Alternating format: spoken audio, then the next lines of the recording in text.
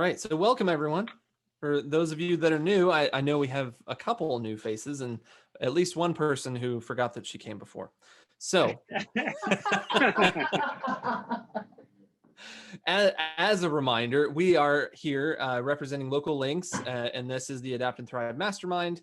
And what we do is really get together every week. It's always free, and we just really build this community to help one another out.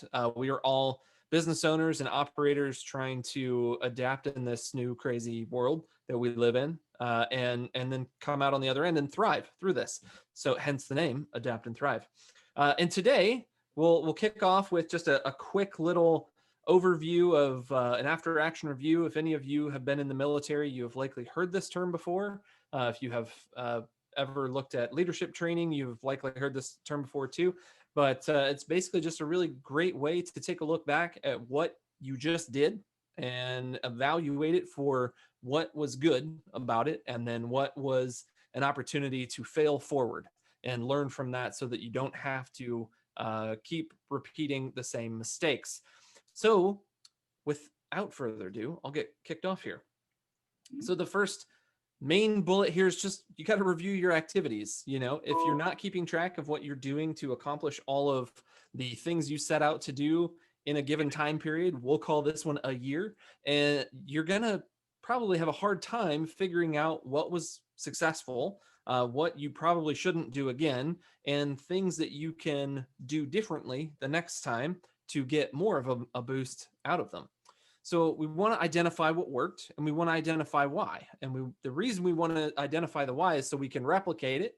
In some cases, we can build systems around it or a process so that we can remove ourselves from that or make our point in that or part of that a little bit easier the next time. I'm sorry, did someone have a question? All right.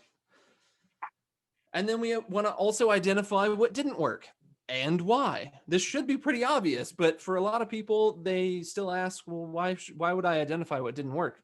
Well, the opportunity here is to fail forward so that you know not to do it again, but also how you can change things in order to move forward.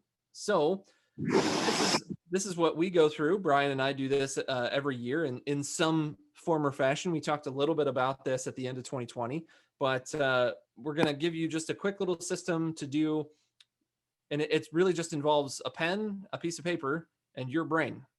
If you've kept track of all your activities, then this should be a lot easier because you're just going to list them out. So you're going to write out your 2020 goals, what you had to accomplish. And this will work for anything, but we're going to use the last year to talk about this as the frame up.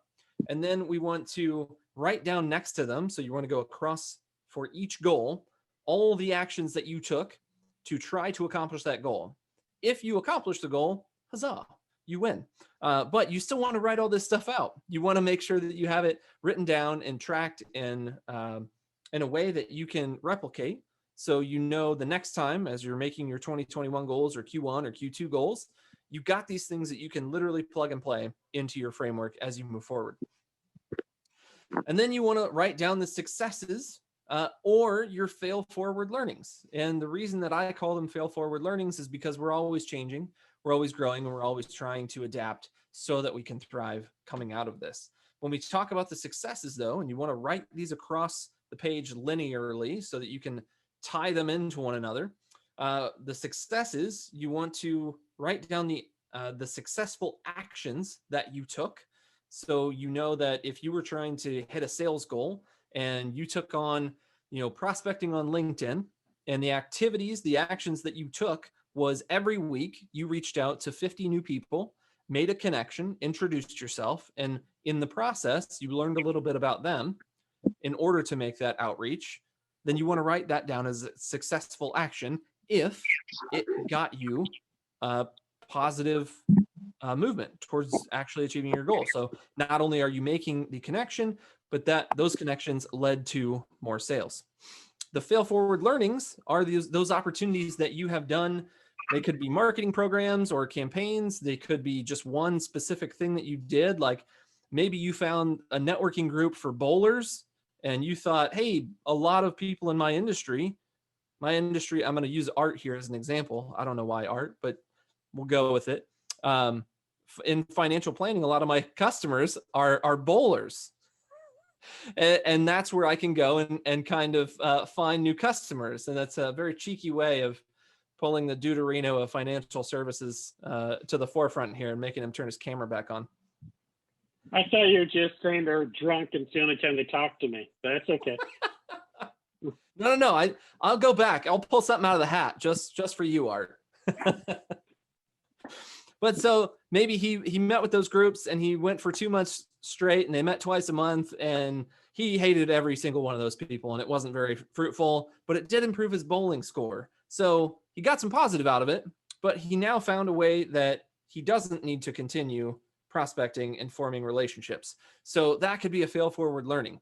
You could also look at that as something that you did in the form of an email outreach or a phone call script that you might have, or even just a tagline that you started using throughout your marketing, throughout your social media, whatever it is. Maybe you added a subject line, or not a subject line, a footer line to your PS line to your email that would told people you only respond to email twice per day. And everyone was like, hey, that's really cool. I'm going to adopt that. Well, you want to keep doing that, right? Because not only are people respecting that you check email twice a day, but they also will remember you every time someone asks them, hey, where did you learn that? So that's a good thing. So that's all the fail forwards. So at the end of all this, when you've got it written out, you want to just focus on doing more of what worked. You've got the plan already there. You know what worked in 2020. This year, if we're looking at this as a calendar event, then this year is going to be much of the same as far as who's doing what in your industry, how you're going to be connecting with people. We're still here meeting via Zoom and not in person. There are good reasons for that. So we can pretty much model the successes that we had in 2020 around our future successes that we're going to have in 2021. And then lastly, you just want to create a checklist so you can prepare for what didn't work. And every time you write down your actions and activities, you want to pull out that checklist and go, now, wait a minute. Is anything that didn't work last year on this list? And if it is, rework that plan.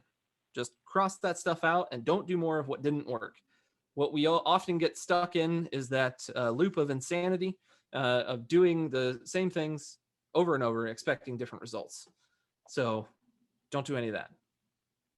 Sound good? Everybody with me? Thumbs up, high five. All right, sweet.